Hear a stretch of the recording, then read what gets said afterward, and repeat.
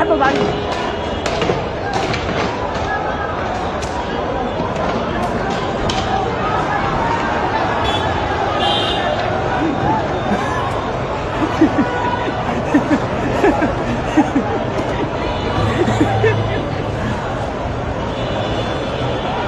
ভাঙচুর চলছে এই মুহূর্তে মিরপুর শেরেবাংলা জাতীয় ক্রিকেট স্টেডিয়াম প্রাঙ্গণে।